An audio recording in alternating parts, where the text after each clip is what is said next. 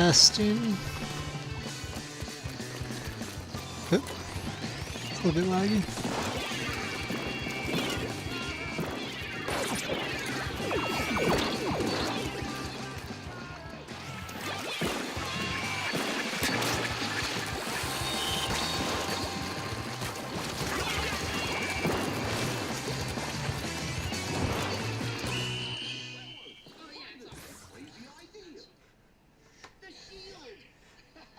Yep, testing. I should be live.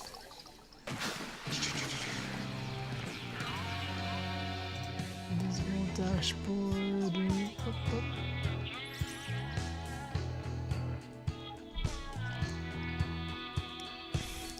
At the moment, this is Delta Peng.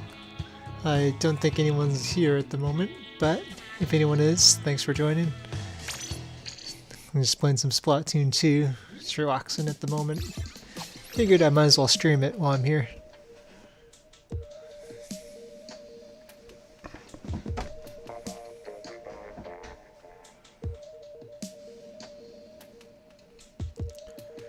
I should probably test to make sure my follows are working.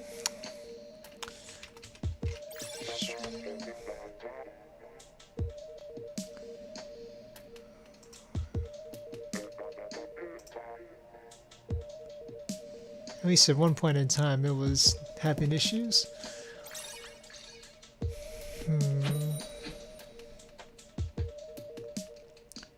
Also change. Yeah, they kind of changed the. They changed the layout. Where is it? Entry gallery. Okay. Test. Let me just test it. Okay, cool. It works. Yeah.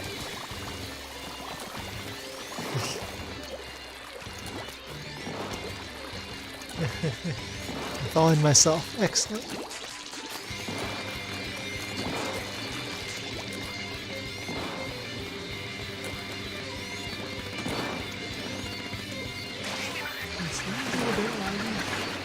Let's see if it'll still work now. Yeah, my video card is a bit laggy. At least the audio is a little bit lagged. But let's see if I can still pull off some sniper action. Nope. Ooh. Mainly the audio, so I should still be fine.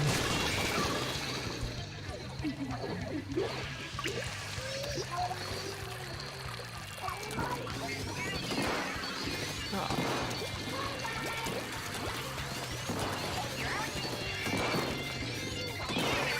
Nope. There's a guy like right here. Nice. Yeah, it's not looking great. Let's pull out my special. Let's see.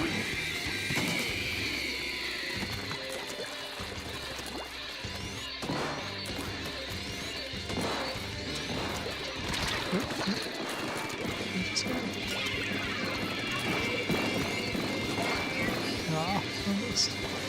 Let's see. Huh.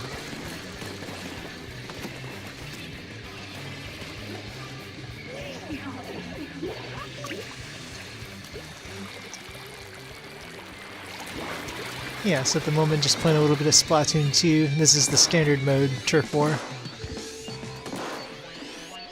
So it's a standard 4v4 and just trying to paint as much area as I can. And so far the team is, actually we're doing better. It looks like there's more orange on the map than before. There's like, yeah, and we're kind of in the enemy base it seems. I wonder how that happened. Okay, yeah, there's someone on our, okay, one of them are on our side though. Oh, there's two of them.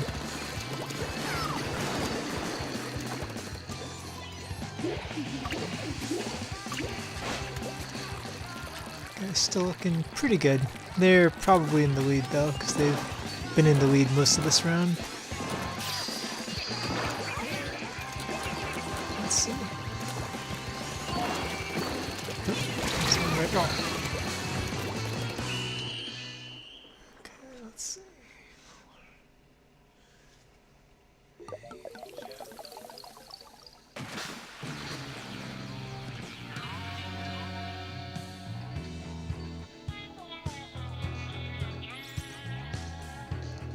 Yeah, so just recently I got the 1-star rank, or star rank. And so that basically means I'm level 100. Not quite 101, it's actually 100, because after I reached level 99, then it gave me a notification that I switched to the star levels. So if you just see the level offhand, you might think I'm a lower rank than I am, but yeah, all the star players have been playing for a long time.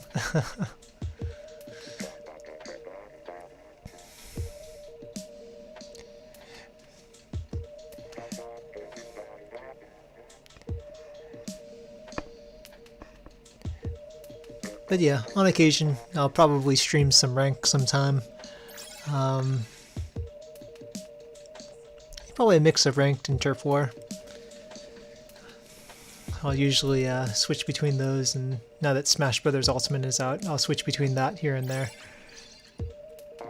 I've been playing Splatoon since the beginning, or since the first one, so I think it's a great way to just unwind and relax. In general, I like the stages in the first Splatoon better, but they didn't port a lot of them over here to Splatoon 2. The layout's a bit different. They kind of altered it for the Splatoon 2 mechanics. Everything's a little bit... maybe a little spacier.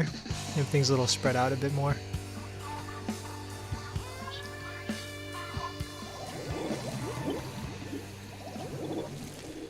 So generally, I think, yeah, the first one, I like the mechanics. The mechanics are pretty good in the first one, too. But after going back to play Splatoon 1, after playing a bit of Splatoon 2, you notice like the graphical differences since like the Switch is stronger and like the frame rate's not as good in the original.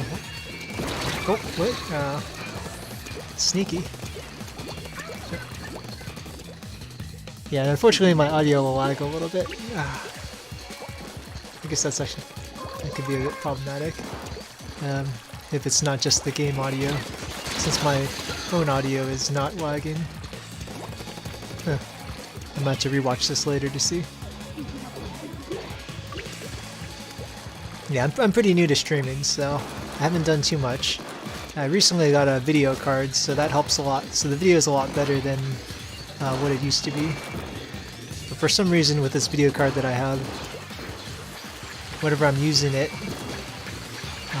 it interfered when I tried to use a webcam.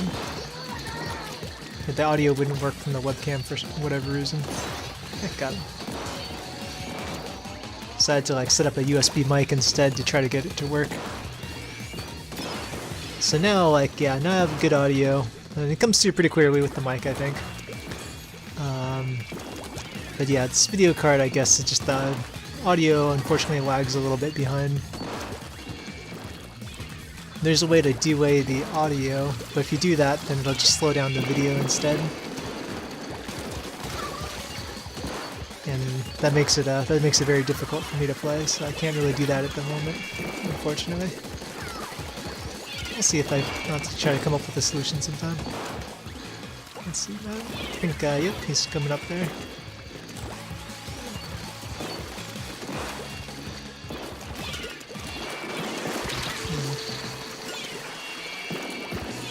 No, I didn't get him. That's a bit surprising. Yep.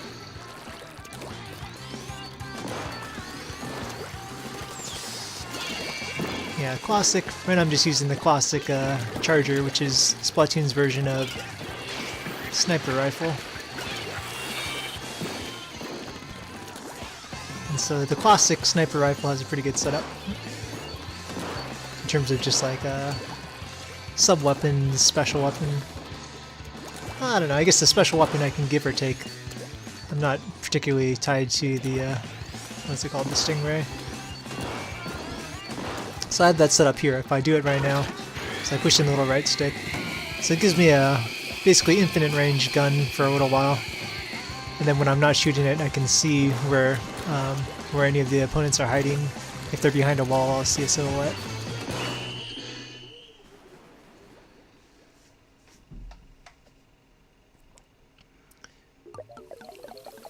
So that takes some getting used to, but people who really like master the Stingray can be really deadweight with it, since it can shoot through walls. And you can track people pretty well. So looks like we won that one, but one of their teammates disconnected. You can see because they have 0p or 0 points. And normally, since the goal is to paint as much ground as you can, then the more ground you paint, the more points you'll get. But yeah, the Class 6 Charger is very good, I think.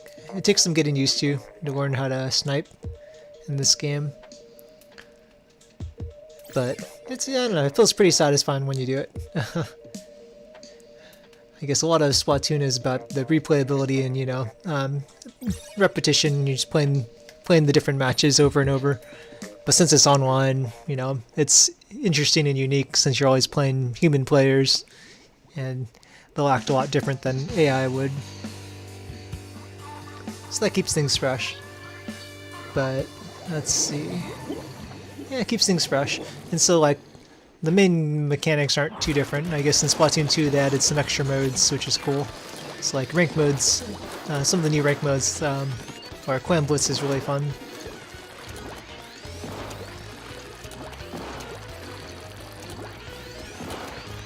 And Salmon Run is also very fun, but aside from that, it's Splatoon 2 is a lot about, I guess, you know, you have a simple job, but it's kind of like learning how to do your job more effectively, or in, like, you know, new or different ways, and or more stylish ways. There's a guy down there. Let's see. Yep, got him. Yeah, so, well, I guess, like, certain weapon types can play pretty differently, so it's fun to experiment with those, you know. But like, say, like the Turf War, the standard mode is, okay, all you have to do is paint the ground, so paint the most ground, so maybe you want like a weapon that covers or paints a lot of ground, or is maybe ink efficient, so you can use it a lot before you have to go back and ink to recover. So those are different options, but the big part of Splatoon 2 also is splatting your... got him. Oh, they're gonna get me. Oh. Yeah. The big part of it too is like splatting other people, or what they call, you know, KOing other people. Because if you shoot them enough, they'll explode, and most shooting games, then they'll have to, you know, respawn and they'll be out of the game for 10 seconds or so. Maybe not that long. 6 seconds. I don't know. Oh, someone's behind me.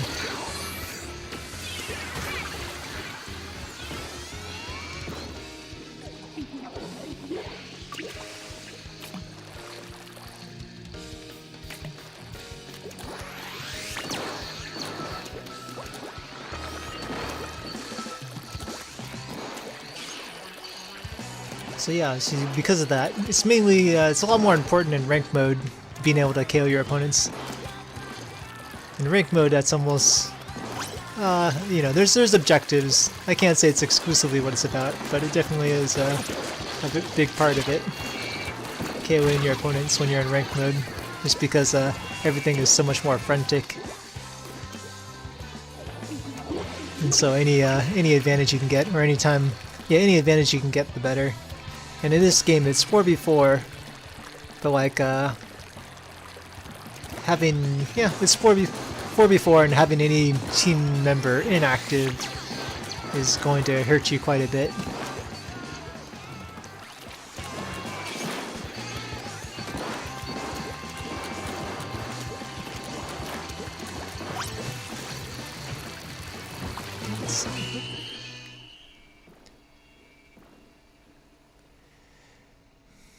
But yeah, mechanics in Splatoon aren't very interesting because it's not focused solely on attacking, like a lot of other, or most other shooters are.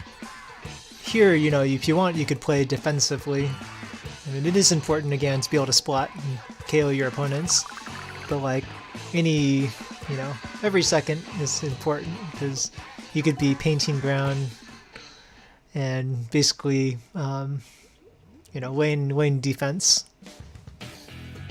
and cover for your teammates So you could play more defensively if you wanted to. Or, you know, you could focus solely on attacking people, or, you know, or a blend of the two. But I feel like there's a lot more options in this game. There's a lot of things that you can do that are useful. And sometimes you don't want to attack, because when you're not attacking, you could just be hiding in the ink, and maybe that's more advantageous so that you can sneak up on your opponent and get the KO. And so, yeah, all these different options that all seem very relevant and have a good, I guess, opportunity cost makes the game interesting. You know, trying to decide what mode or strategy is best and how to approach things.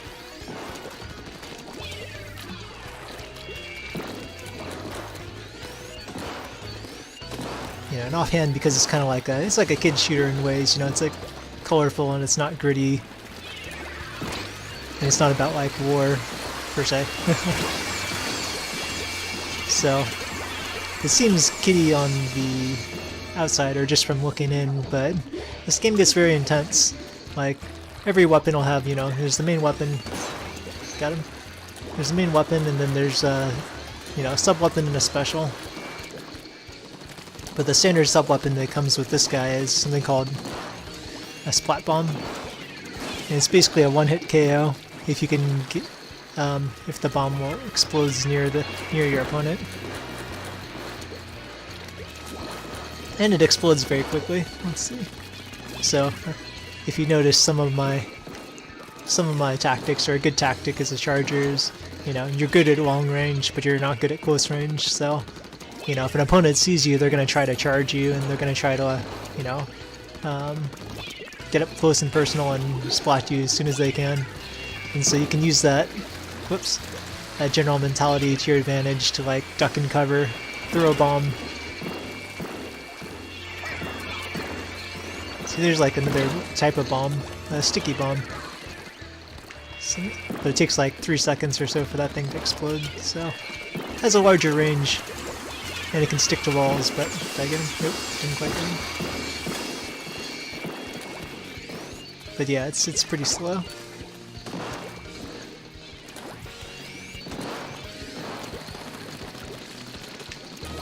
Let's see.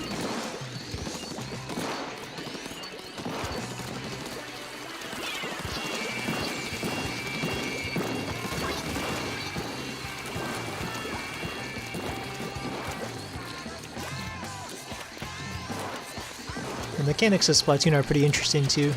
One, because, well, it's pretty different from most. Let's see, I throw a bomb here, he's gonna try it out. Whoop!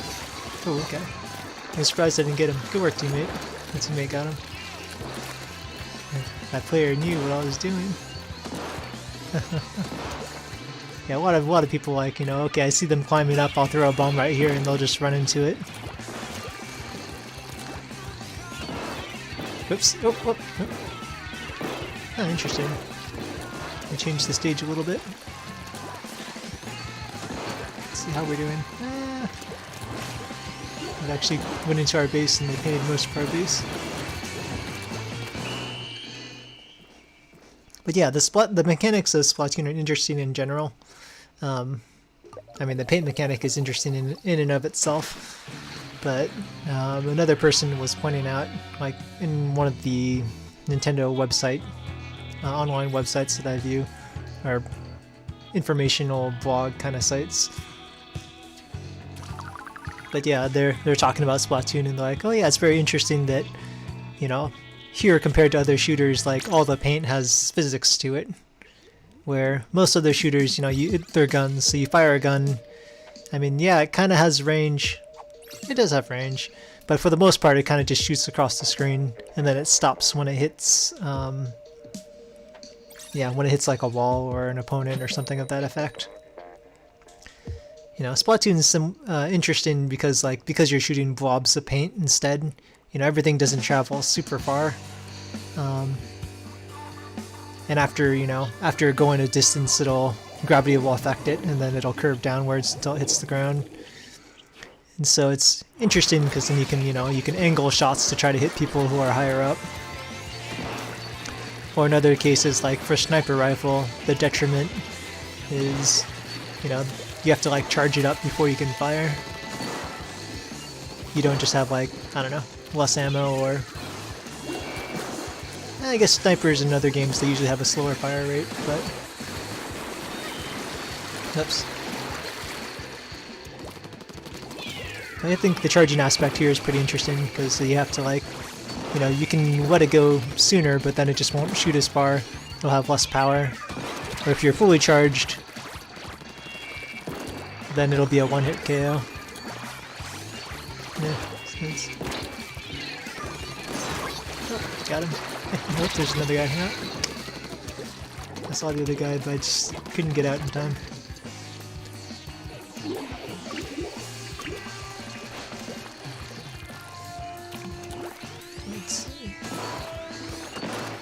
Yeah, I'll have to check the video later to see if, so maybe my USB mic audio might not be delayed even though the game's audio is. If so, I wonder if there's a way that I can just input some delay on the USB mic since it's separate. And, you know, just try to time it to eventually, well, essentially match up what the video is.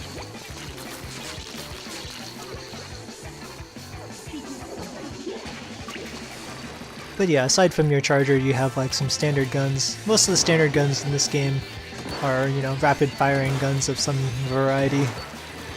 And they'll have different fire rates and different ranges.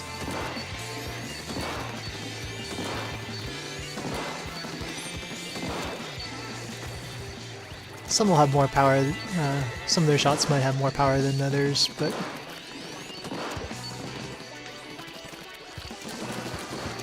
yeah, but in terms of type of weapons, oops, I wonder if he's chasing me. He's probably chasing me.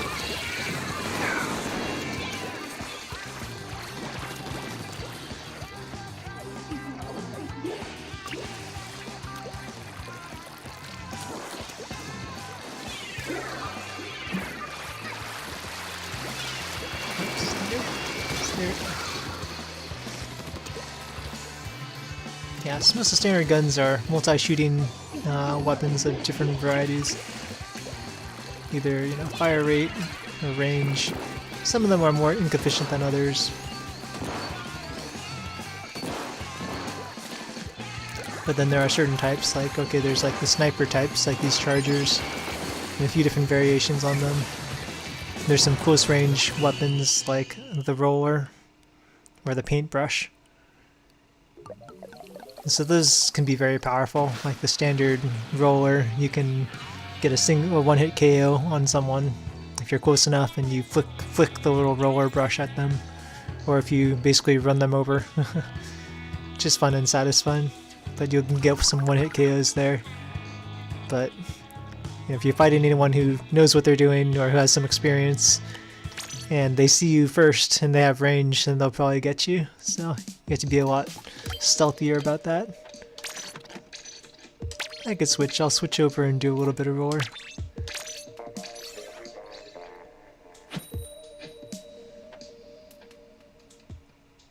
It's fun. In the beginning of like the original Splatoon, there were a lot of memes that came out about the roller because it was considered to be OP. So there's a lot of fun art out there.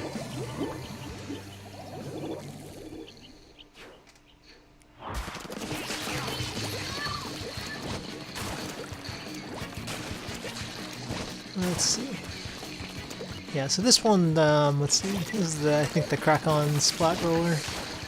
So my sub-weapon is nice. There's a, I can put up a little beacon, and so other players can jump to it, or they can shortcut to it. Oop. Let's see, there's a guy here. Oh, okay, nice. There's a paintbrusher. He doesn't have one-hit KO when he runs people over, but he's very fast, as you can see. So he's all about rushing up to the opponent, and then just like, well, quickly brushing them. Oh, there's a guy here. Let's see. He probably, yeah, he sees me. So there's the one-hit KO basically, as I did my little close-range attack. you like flick the brush and shoot out a little bit of ink. So it gives me a little bit of range. Let's see, here I'm just sneaking around. Surprised no one's painted, no one's come by yet. Oh, there he is. Oh, I think I gave away my location too early. He knows I'm here somewhere. Oh, there he is. Yeah, so he's keeping his distance. Yeah, these guys aren't doing too hot. I guess one of their guys looks like they're just kind of playing around and not doing anything in the background, but the other three look like they're just kind of sitting near the base. So we have like 60-70% of everything though. So once we have the ground covered like this, it's a lot harder for opponents to... Well, it's a lot harder for them to proceed. That's kind of the thing I was mentioning where you could play defensively. Having paint in your color and painting the ground is important. I mean, it's, you know, of course it's the main goal of Turf War. Got him. It's the main goal of Turf War, of course, so that's like the objective, but even in ranked modes, painting the ground is very important. I see a lot of people kind of ignoring it, or just not really like giving it priority or thinking too much about it. And you know, ranked mode, there's other goals instead. There might be like kind of like a TF2 payload. You're trying to like get an object to the other side or the other team's goal. And then other modes like, oh, you gotta paint, like spot zones where you gotta paint a certain you gotta paint just a certain area of the map, not all of it. And whoever has control of painting that area for the majority of the time, or to reach the little goal limit, like kind of like whoever can hold it for like 50 seconds, basically, will win the map. So those, you know, those other ranked modes have different goals to them, but either way, painting is pretty important. Like in that one, you know, one of their guys seemed like they're fooling around, so maybe that's why they got destroyed. but yeah, I mean, either way, it's like we had like 60-70% of the map painted, and so when you have a situation like that, your opponent can't easily just rush in. Like in this game, when you have paint on the ground in your color, that means you can hide in the paint. Yeah, you can hide in the paint, which will regenerate your health faster. It'll recover your ammo or your ink tank faster. And then you can also move about twice as quickly. And you're invisible, basically. So let's see. So here's what it is. You're like this little, I don't know if all of you can see my character. I have a little bee hat kind of thing. But yeah, so like I'm a little kid that can transform into a squid, and that's kind of like that's the Inkling character. There's some meta human thing. And there's kind of a meme, it's like, oh, am I a kid or am I a squid? I just don't know. It's quite a mystery. But yeah, so like, you know, squid on the ground, you move slow. Probably, you know, a little slower than walking. But if you're a kid, or no, if you're a squid and you're ink, since it's the same color, you like become invisible. It's magical. So in that case, hey, you're invisible, so that's, you know, that's a great defensive tactic. But at the same time, you know, if you're just sitting in ink the whole time, then, you know, you could be painting or attacking someone instead, so that's an opportunity cost, you know. One action, by doing one action, you are unable to do another. But sometimes it's better. Sometimes you wouldn't get the, like if you're a roller, you might need to hide so that you can get close to someone, so that you can, you know, spot them or run them over, where otherwise maybe they would get you. So there's kind of the trade-off. It's like, okay, what's better for the situation? Because you want to, pretty much you want to be painting the whole time is good, you know, but sometimes you need to sit down to recover your ink, so you don't get stuck in a situation where you run out of ink and then you're right next to your opponent or something like that, which happens. It happens.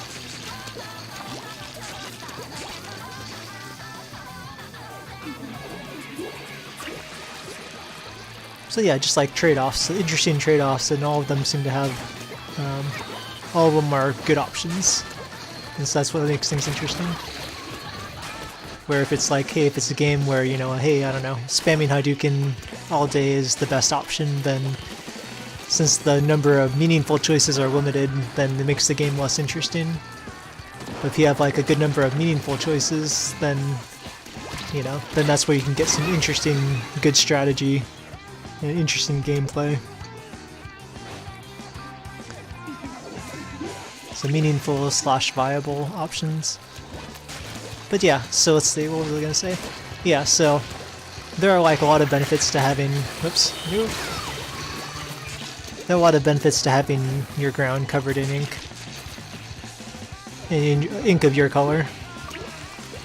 For defensive and recovery purposes. And so like, if you get to a point where you're in advantage and you have like a majority of the map covered, covered in your ink, then like your opponent can't just like charge into your side of the map without like, you know, they can, but it's not going to end up well for them. If anyone sees, you know, they're going to be spotted pretty easily, since like there's going to be a trail, like, you know, there's going to be like a straight line of ink of a different color in your base. Plus, you know, if that happens, then, you know, you could just swim over to him and you and your teammates and surprise attack him, basically. So part of the strategy is not just reaching the objective, but also like keeping your ground covered in ink, or finding ways to, you know, cover the ground in ink.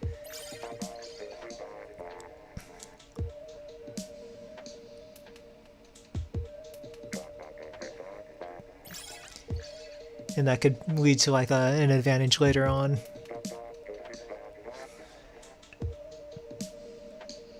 Yeah, so I don't know. Splatoon is a very interesting kind of game. I'm glad it's picking up traction, and I know it's very popular in Japan. And you know, I think it's becoming pretty popular here in the States. And it's seen an increase in popularity since the Nintendo Switch has also become popular. You know, and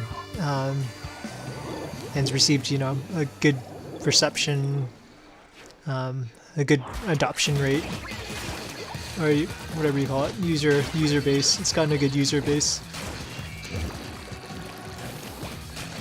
and so that's allowed Splatoon to get more exposure. So.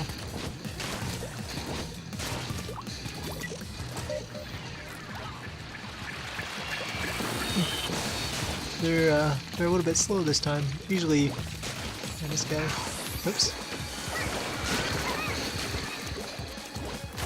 Usually it's kind of good to rush the center, just because, you know, again, like having ink on the ground is, oops, he has range.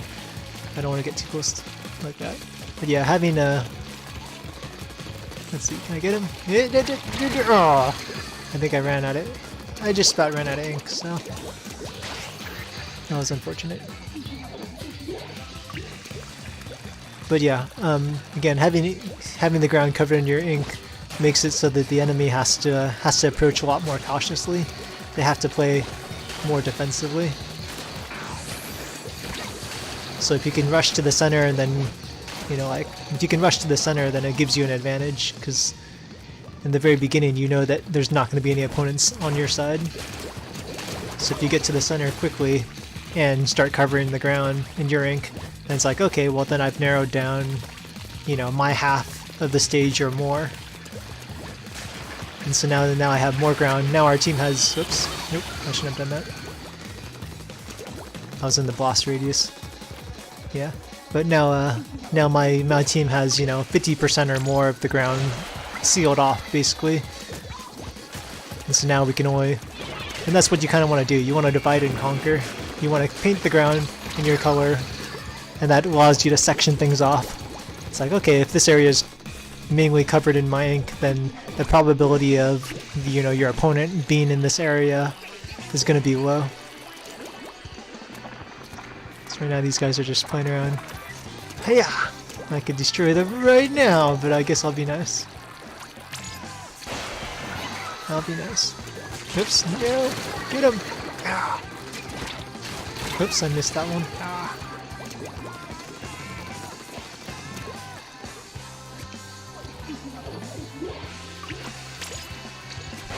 Oh yes.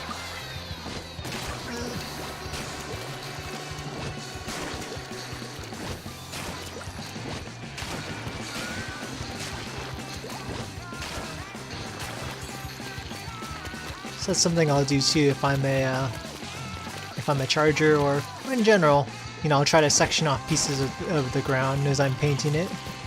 It's like charger, it's a lot more obvious, I guess.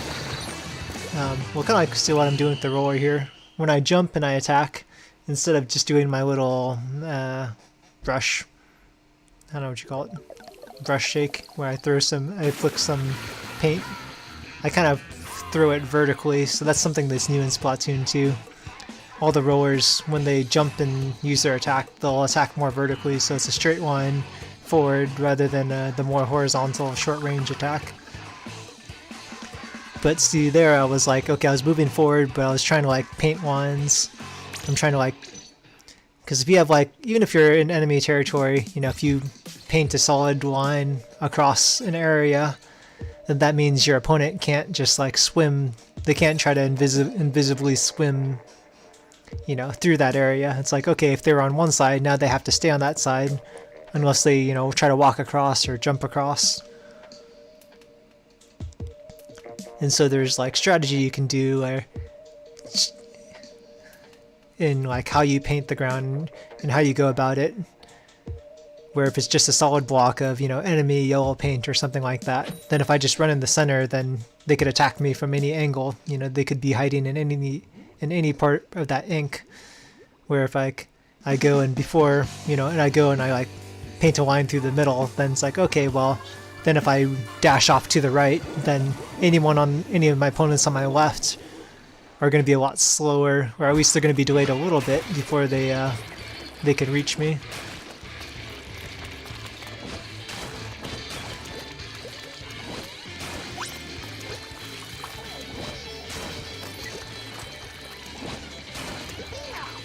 Yep, so there's a little bit of strat there. Let's see. The guy right here. Whoop. Oh. So in that case, I was fighting that guy, and I saw him as I was approaching, so I knew he's either going to be, he's in that, you know, little purple patch somewhere. And so he's in the purple patch here somewhere, so I paint a little bit to the right first. So it's like, okay, so that narrows it down. I didn't hit him, so he's got to be on the left side.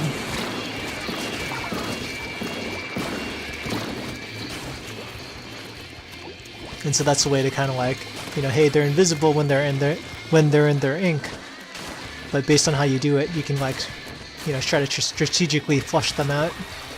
Oop. Got him. Oop. Yeah, so I mentioned, you know, when you're swimming in ink, you're invisible. In your color ink, you're invisible. That's only somewhat true. It's kind of like if you're in your colored ink and you're not moving, you're invisible. Or if you move slowly, then you're invisible. Got him. So that guy snuck up on me. So, but you'll notice, let me see if I can demo it. You'll notice that if I move around too quickly when I'm in the ink, you can see little ripples. So it's, so yeah.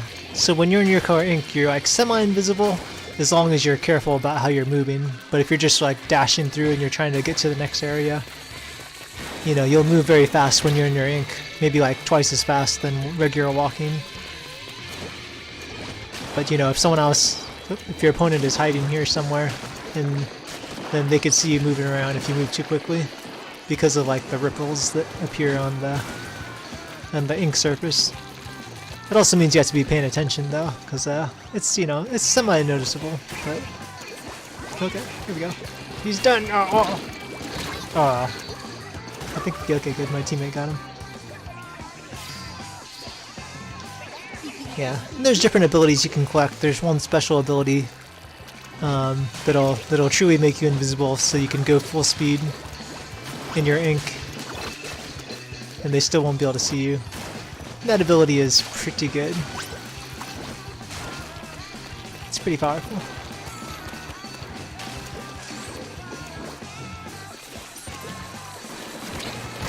Nope, nope. But yeah, otherwise you gotta be, you know, you still gotta be weary of different things as you go. So having ink is good, but it doesn't make you invincible. You still have to play cautiously.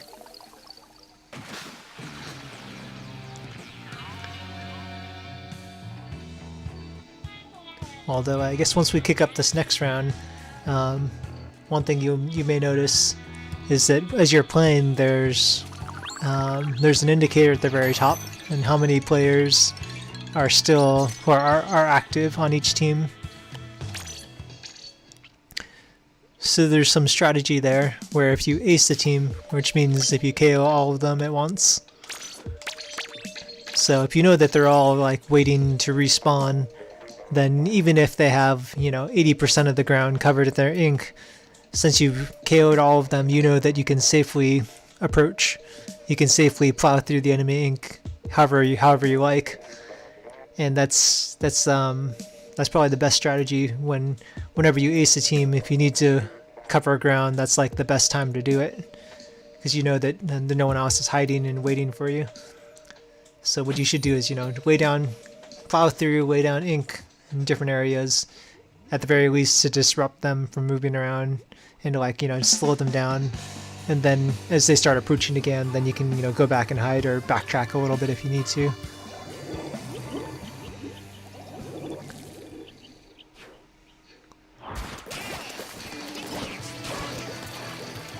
So that's a good strat.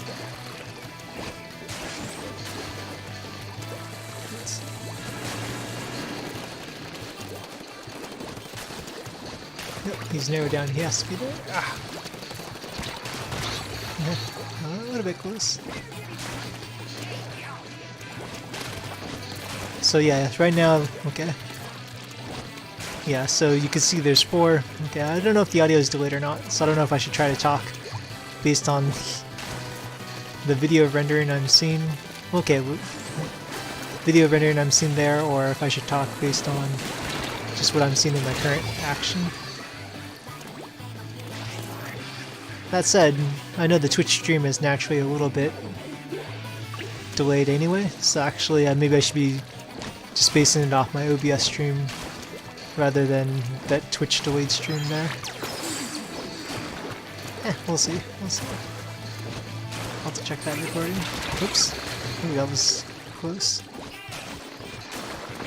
Yep. So yeah, that line, the Chargers. If you see the line, then one of the Chargers are aiming at you. Yep, there's one of my teammates just died right here. How'd that happen? There must be someone hiding nearby. There's someone.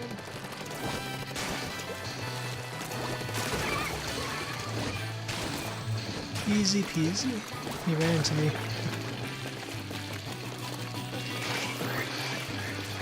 Let's see. Oh, here we go. Where is he? Oh, there he is.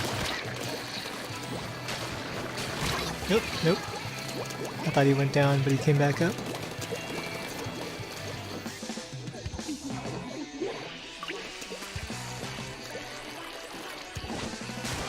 But yeah, stop paying attention to the meter too much, or the little status up top.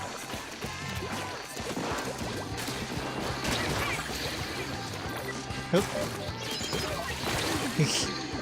I thought I was the Charger for a second, so I put a little beacon here, but if I was the Charger I would have been a bomb, so it's like, oops, that's not gonna help. You're done! Nope, nope.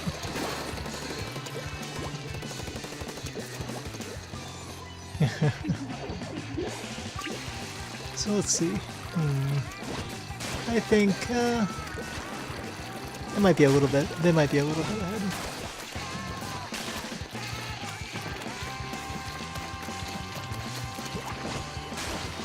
So we're near the end. Now just try to paint as much ground as possible. If you have a character with a bomb, you can throw a bomb at the last second, because it'll explode even after the timer has gone off. And that extra bit of ground that it paints should count, so that's, you know, That's a way to get a couple extra points, I suppose. I guess if you have like a bomb special where you can throw as many bombs as you want for a limited amount of time, that's a good time to use it at the end of the match if you have it available. Let's see. Let me try a different weapon. Oh, the weapons I like using. I do like the rollers. I like the chargers. And there's a few different variations of chargers. So I do like the Squipper, which is like a fast charge, low range charger. And then I do like the Bamboozler, whoops, which is kind of like same thing, even faster shooting gun, with less power, in that case less power, and a little bit less range also. In the Bamboozler's case, you can't get a one-hit KO, but you can do it with like a couple hits if you do it right. I think if you have a certain ability, like if you have the attack, or like a main power-up ability, if you have enough of those, I've heard you can get a full charge, one full charge on the Bamboozler can KO. That's what I've heard. I haven't tried it yet, because that sounds OP. It's like majorly OP. So I haven't tested it out yet. But yeah, but then they released a couple of different types of weapons. Like there's a blaster, which they had in the original. But then I guess exclusive to Splatoon 2, they released like I guess one of our guys has it, Nick Splasher, right? This guy. It's like a cannon of paint. It's pretty good. But it's interesting. We'll say it's interesting. I'm not quite sure if it's really objectively good quite yet. It's hard to do. It's a little hard to use. But then on Splatoon 2, they also added a couple other exclusives, like the Bubble Wobber. It's like a bubble shotgun. Well, not shotgun. It's like a bubble gun. It's hard to explain.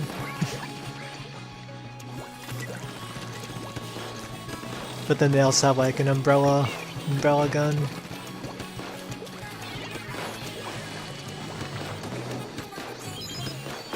Oops. Oh. Yeah, they got me with his special, or his sub weapon. It's like a mine. This is the one I have too right now. Whoops. Nope. Yeah, so blasters are interesting. They're like, yeah, I don't know. They're very interesting. They're good for like kind of like tracking your opponent. Maybe that's not the best word since there are other things that actually track in this game, but they're good for flushing. They're good for flushing opponents out. It's good for finding opponents that are in ink. So right now the opponent's winning. The purple has maybe like 60%, and we got 40. But when there's like just a solid, area of like purple paint or something like that, it's hard to tell where your enemy is. And so, you like I mentioned, you have to sort of play cautiously. You can't just run in unless you want to get destroyed.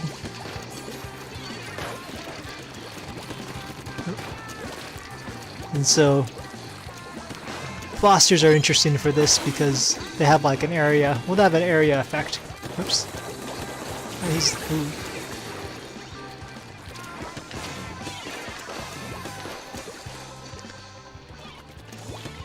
So like, yeah, you could have a whole solid, solid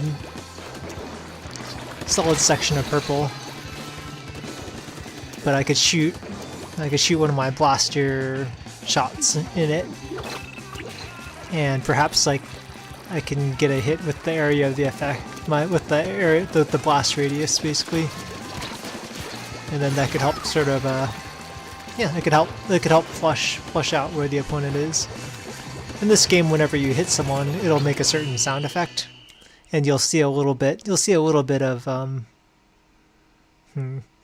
little visual effect also, a little white slash kind of mark. So once you get the hang of seeing that, then, you know, you could shoot a blast somewhere like in, you know, in the ocean of enemy ink.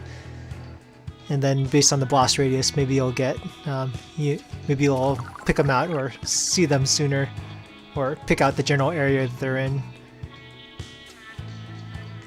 So right now I had a blaster which was really short range, the Luna blaster. So very short range and has a pretty big impact. I kind of like using, the standard blaster is pretty good. But I kind of like using the range blaster. I think it's this one.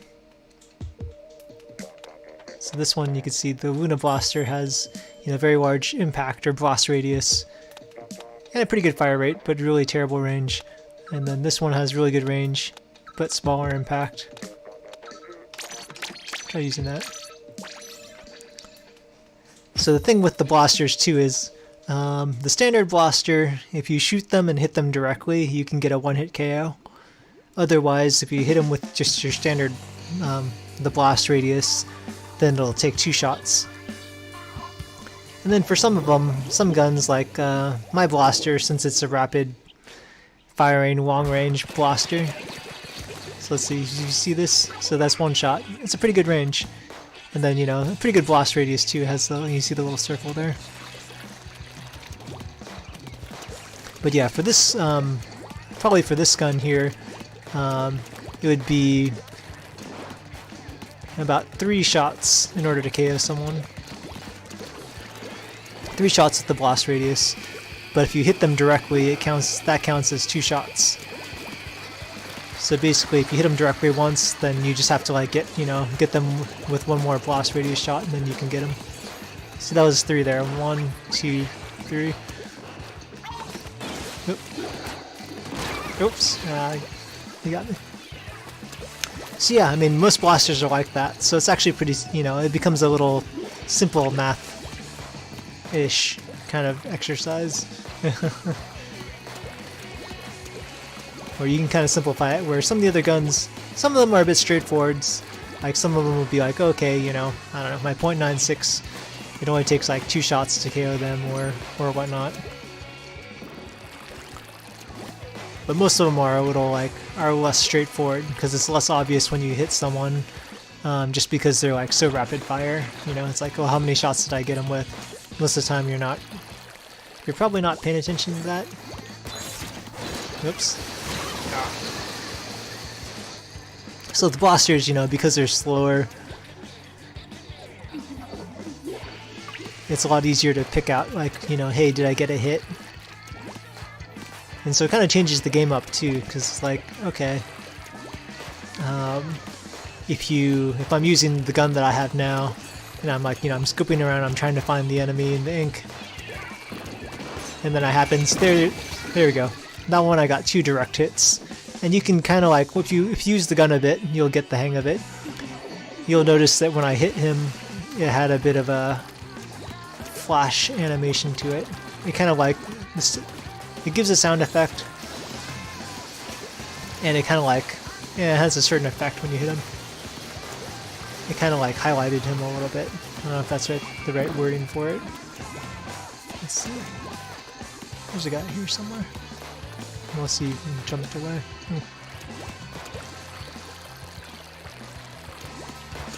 Yeah, but the last time I KO'd that charger, I got him with 2 direct hits, so that definitely KO'd him. Yeah, but typically, you know, 3 hits, it's like, okay, most of the time they want to try to rush me, like that brusher there, you know. I'm a long-range shot and I'm slow shooting, so he's just going to try to rush me if he can. And usually that's probably the most effective way to handle blasters.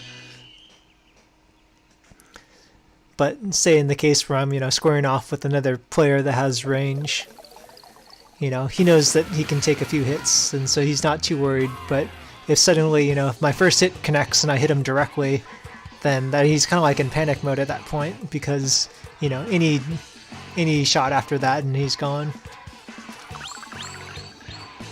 Similar to like a standard blaster. And since the standard blaster is 2 hits, it's like, you know, if you're just like, if the opponent, or like if the opponent has the blaster and I'm the one, you know, just running around attacking like normal,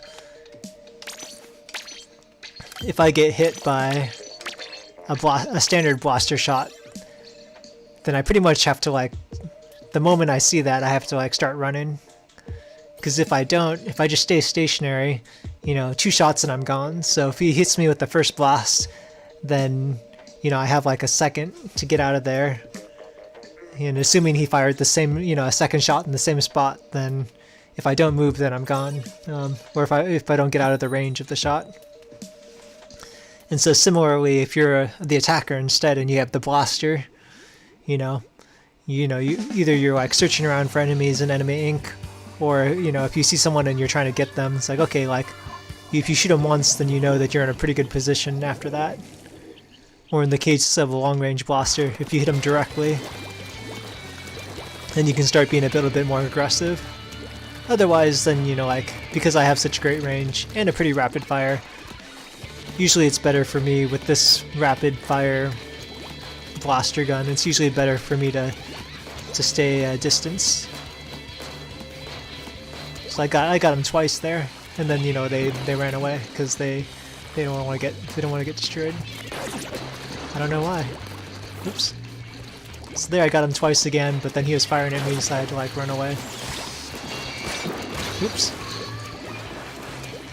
So yeah, it becomes an interesting game. I'm trying to like get them before they get you, and or like timing and counting off where you are in terms of how many times you hit them.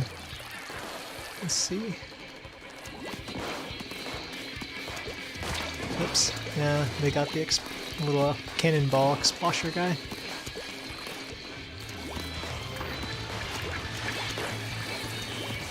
Let's see.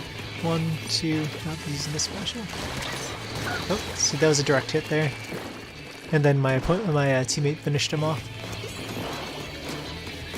1, 2, I hit him twice, I just need one more.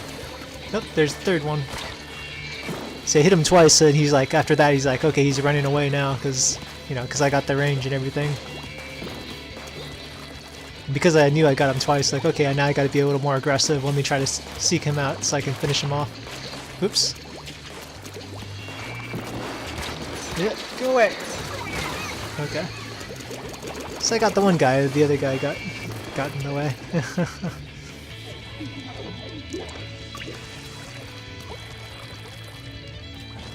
Yeah, oops. Yep, he's too close. Close range would not work out for me, so I just got close range wouldn't work out well, especially against a roller, so I just booked it on that case. Oops. Yeah, oof. Yeah, he had his special, so he just did a ton of bombs and got me there. So let's see, yeah. Another interesting about blasters is that their explosion only happens if you don't run into anything. Oh, see, that was a direct shot. I don't know if you saw that. Direct shot, and then the first one was a direct shot and it had a little extra flash effect. Oops. And then I finished him off with I think a standard one after.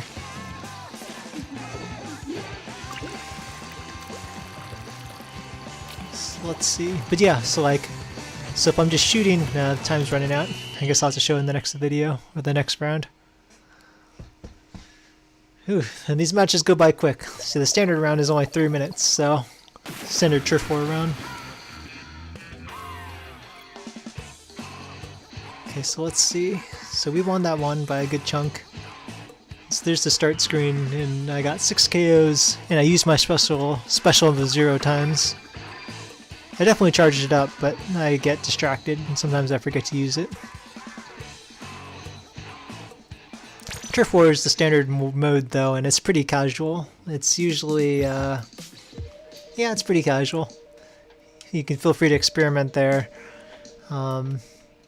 It can get competitive. This game can get very intense, in Turf War and in ranked mode. But for the most part, Turf War is just a good place to experiment and do whatever. Sometimes people even, just sit around. Sometimes they just sit around. You can see that in some of the matches I played. where sometimes the opponents would be like, there'd be a couple of them right up in our base, but they'd just be sitting around or running in circles or jumping. And so, etiquette-wise, I suppose, you know, you can just ignore them and or join them and jump around with them if you want. They call it. Okay, well they call, let's see, you know, you're a kid and you can transform into a squid, right? So this is me. Transform into a squid. So basically if you do that really quick, basically like that, it can kind of either be like teabagging, which is like poor sportsmanship in fighting games, where like, okay, you're beating someone and you're like rubbing it in their face, like, oh, ha, ha, I'm so good, or I'm so much better than you, or whatnot. But then funny enough, it's like sometimes like when your teammate does well, or when you do well, sometimes people just do that. It's like, oh, let's kind of celebrate. And so, you know, like, it's kind of bad form to, you know, if you destroy a teammate, or if you destroy your opponent and then you do it, it's kind of like bad form a bit, because you notice whenever I get KO'd, like the camera will zoom in on the person that KO'd me for like a couple seconds or a few seconds. And that's a, you know, it's a nice feature. You can kind of see what happened and see what you got KO'd by, stuff like that. But you know, that also means they see you if you squid bag or other things like that. And so it can be like, you know, poor sportsmanship if you do it all the time, or if you kind of like, you know, if you obviously KO'd them and you rub it in their face, ish kind of thing. But you know, if you get a really good KO, like a skill shot or something, and you do it a little bit, and people are generally pretty understanding, I think. It's usually pretty obvious if you go overboard with it, but yeah. So that's kind of like, you know, bad sportsmanship. But if like, hey, your team's doing really well and you're all near each other, sometimes they're like, oh yeah, hey friend, and so they'll do it back. And so that's like called squid partying. Squid party. So it's like, okay, squid party for, you know, for your teammates, and it's good, you know, be a good sport, but then don't overdo it for your opponents, or else then you're being a bad sport. So that's interesting. Just don't want to be salty, as some say. Oop. So there's that bubble weapon I was talking about. So it's like a trail of bubbles.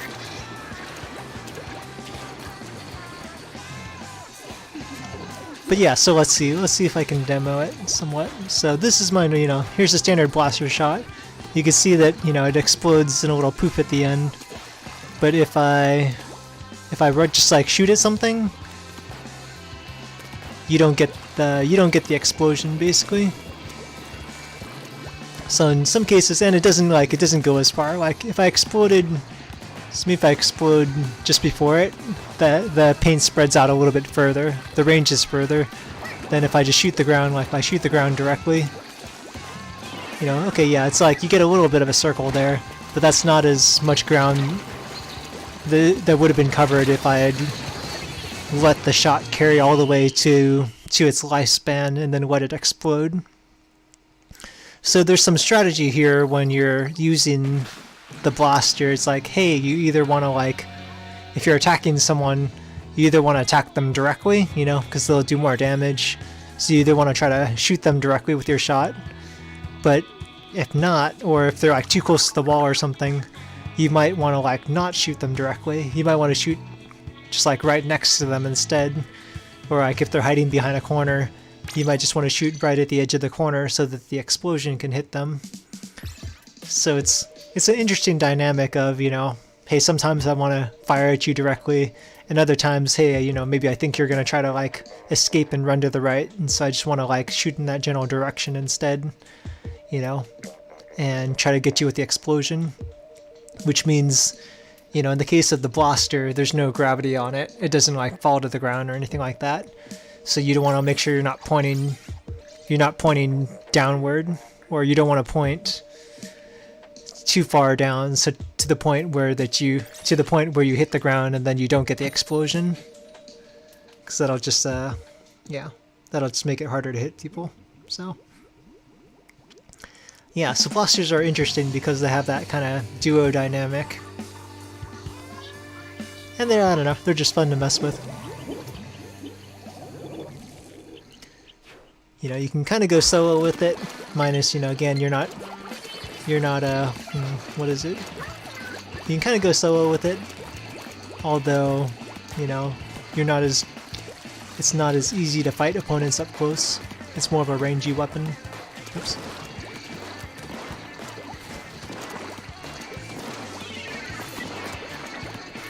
Oops. Okay, so in that case I just got him once. Yeah, so it's just kind of like a rangy weapon, but I've toyed around a little bit with using it kind of like as a team weapon, like as an assist kind of weapon. And that's something where maybe it'd be a lot easier if I had someone I played Splatoon 2 with regularly, rather than playing random people online. Because, yeah, playing random people, you can't really communicate what you want to do. Kind of like... yeah, the only two official things that you can say is, well, okay, a few things, like this way, or you could say booyah. In the original game it was come on and booyah. And then if you get KO'd you can say either ouch or booyah. As a way to kind of like tell your teammates, oh hey, there's still danger here, or booyah, you know, all clear, or, you know. But yeah, I've toyed with the idea of, hey, like the blaster could be a really good assist teammate weapon, if done right.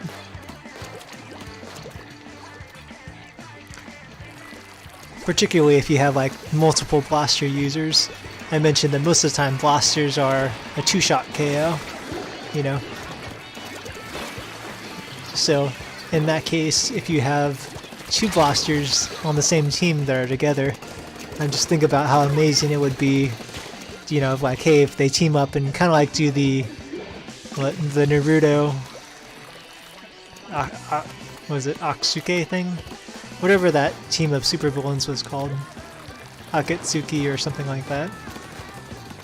But basically it's like, okay, you have two really powerful guys, but even though you're a team of supervillains, you're still like in pairs. So even though like, you know, even though you're like super powerful on your own, why not, you know, make it even harder for your opponents by like teaming up and covering each other's weaknesses and stuff like that. So in the case of like double blasters, you know, if I have like two teammates, like two squids like working together, then it's just like, okay, we see a guy, let's just both shoot him at the same time. And if our aim is good, rather than there's these guys that are just having fun and playing around. But yeah, you just have two blasters and it's like, okay, well, you know, if you both have pretty good aim and if you both like see the same opponent, you both just like fire at the same time and whoop, instant KO. I see there being like a ton of potential there. But unfortunately I haven't gotten a chance to really like try it that much. I don't know too many people who use the blaster. At least I don't know anyone personally that really uses the blaster. I play different people online, and if I play someone online that I enjoy playing with and, you know, we have some good rounds or whatnot, at times I'll go to my friend list and, you know, I'll go to my Switch user list and check out, you know, hey, people I played with, users that I played with in the past, you know, day or two, and then I'll go ahead and find their username and send them a friend request. So I do that with Splatoon, and I've done that with Smash Brothers some also. As a way to, you know, try to run into them more often or whatnot. But yeah. But otherwise, I haven't really had a time where I've done that kind of like that double blaster combo yet. I feel like it would be amazing. I try to do it with random people sometimes. I'll go and like, I'll squid party near them and try to tell them, you know, hey, come this way, you know, or hey, I'm gonna follow you and we're gonna do this. But they don't always understand. They usually don't understand, actually. And that language barrier.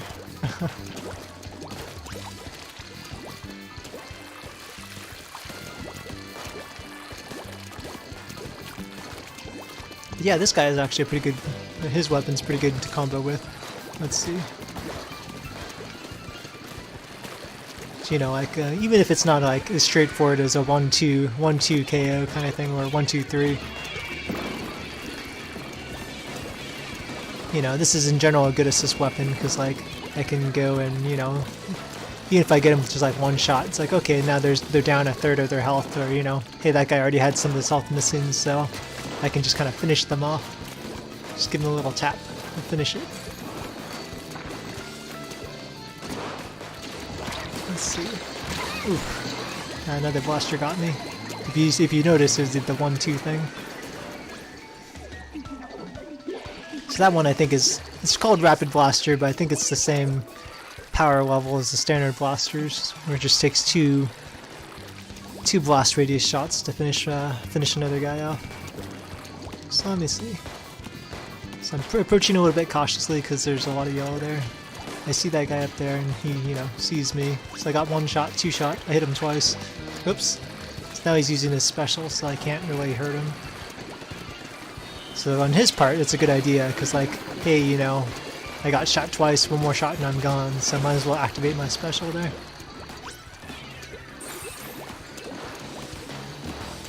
Okay, there's a guy up here. 1, 2. Just leave 1 more shot.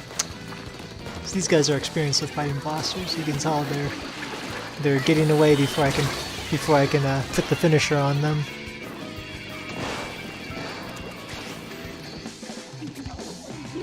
Okay. Let's see. This is called super jumping, when I quick jump, whoops, to my teammate. Yeah, but the opponents can see where you're doing that too, so you can't just do it willy-nilly or else you're just gonna get KO'd again. Kinda like that last time. They saw me, so they threw a bomb in my spot.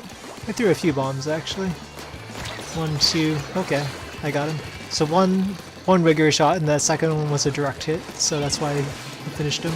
1, 2, 3. So there's a 3 regular, or 3, you know, blast radius shots. Oops, 1, nope, I got him directly. Yes, I think I did. Yeah, I don't know what happened. I got him, eventually.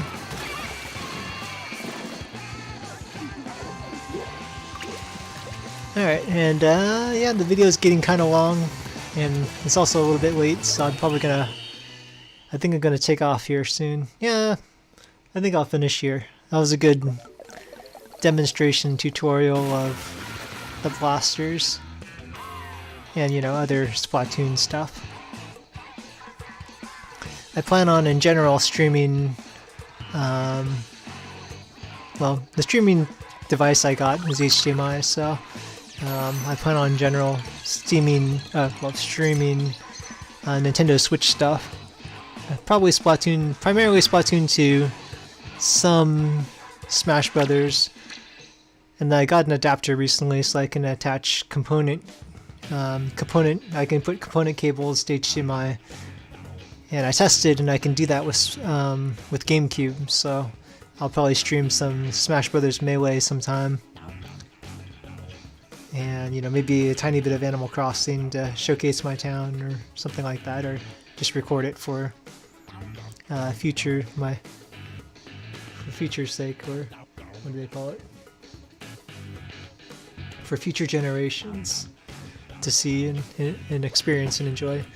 But yeah, for now, my throat's getting a little bit dry. I should get some water, and I guess I'll see you guys later. I'll check the video quality, and if it looks decent, or if the audio, hopefully the audio is in sync to the actual video, at least my audio, hopefully that is. And if so, I'll probably put it up on my YouTube channel, Delta Penguin Studios. Thanks everyone for coming by and watching, and yeah, I'll probably just stream again, either when I'm streaming or playing for fun. Sometimes I'll just put it up on a stream, because why not? And yeah, I'll go from there. Have a good night, and hope you guys have a good rest of your weeks. Take care.